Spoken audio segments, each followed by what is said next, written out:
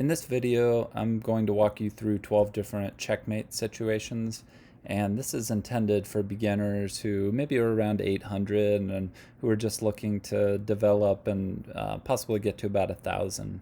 So the first situation is black, and let's say you're black. One of the common things as you start chess is you're going to think way more offensively than you are defensively. So let's say you're black and you're thinking, well, let me just apply some pressure to white's queen. Well, what you've just done is opened up what's called a back rank checkmate, because black's king now has nowhere to move and nothing can take the queen here as well. So this will catch you by surprise the first couple times that happens, but you'll start to really recognize it and anticipate it the more that you play. The second situation involves what seems to be a safe situation for black, but it's actually a checkmate in two, because once these two pieces are lined up, white can check, black must capture, and white can recapture for a checkmate, back rank checkmate as well here. The third situation involves what's called, well, I call it scissoring, but obviously that's not the real name for it. I don't know what the chess name is, but it's basically alternating pieces. So if white's rook checks black's king, black has to move backwards, and so it's basically just cornering black's king onto the back rank for yet another variation of back rank checkmating. Rook comes up, checks, and finally one more check. So these two pieces could be a queen and a rook, two rooks, or two queens if you've promoted perhaps. The third situation is another, possible endgame situation where, let's say it's black's decision to move. Well, black can't move forward on the 7th rank at all, so it must move either left or right. Let's go through both. Let's say black's king moves to the left. That's going to be a checkmate because it now has nowhere to go. So this adjacent queen and king combo is very lethal for endgames. Let's reset it. Let's say instead, okay, black decides, well, let's move over to h8, in which case, same thing. The king-queen combo is just going to, corner the king, and there's nothing that they can do at this point. So it's checkmate in one from the get-go here. Okay. Because checkmates rarely happen in isolation, I wanted to set up a couple pre-moves so that you decide what you want to do ahead of time and you try to force your opponent to fall into the trap. So right now the goal is to use this bishop here, and you want to get your queen so that you can use the bishop to be able to get the queen here and checkmate. Now, let's say black wants to put let's say black wants to put some pressure on white's queen. So hey, this is a great spot for my queen because I can achieve that checkmate.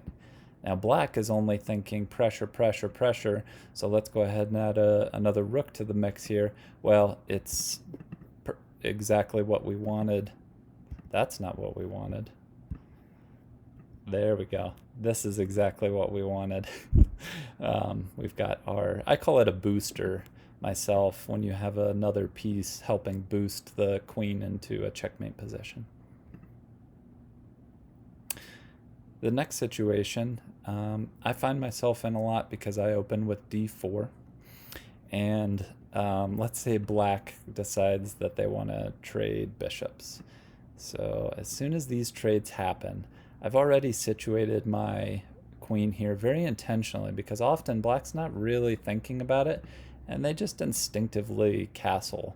And as soon as black does that, you now have a checkmate, because you've got this, again, I call it booster, but you've got your rook supporting the queen, and so black has nowhere to go here. The next situation involves what we want to do. We want to get our queen right here, because if we do, it's a checkmate. But often you're going to have to look for a piece to sacrifice. So let's say we just move our knight here and on g4, and we want them to capture. It's a free piece, right? It's very tempting for your opponent to look for that. But as soon as we do, or as soon as they do, we're going to go ahead and get our queen in position, and this is a checkmate. Can't take because the queen is protected here. Okay, another situation. Let's say it's black's move. Black decides to take. Well, instead of capturing, be very aware. You don't want to just capture if you ever have a checkmate option. And in fact, we do, because our knight is protecting our queen. So we can just go ahead and move our queen here. Don't even worry about capturing, right? Let pieces go in order to look for something a little bit better. Now let's say, again, same thing, we could just go ahead and capture. If we move our queen to g7, it's just going to be an automatic checkmate. But you don't always find it. So let's say instead, this is just an opportunity I wanted to show, excuse me, this is an opportunity I wanted to show where you might have missed it, but you find something else that's pretty good. So let's say instead of moving our queen to g7, checkmate, we move our knight here. Now, what's happened? Well, we've now forked the king and the queen. Black cannot capture with the pawn because that would expose its king to our queen. And so, in fact, black must move the king to h8, in which case we can now take.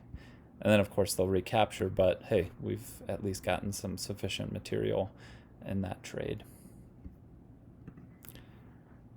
Okay, we've looked at using the rook, using the bishop, and using a pawn to checkmate with the queen. So this is just an instance where we're going to use the knight. I found myself in this situation. This was a 1285 game. It's black's move. So take a moment and find where can black move to checkmate in 1. And the knight is protecting this spot. And so if black moves their queen to h5, this is going to be a checkmate. White cannot move here or here because of the rook there.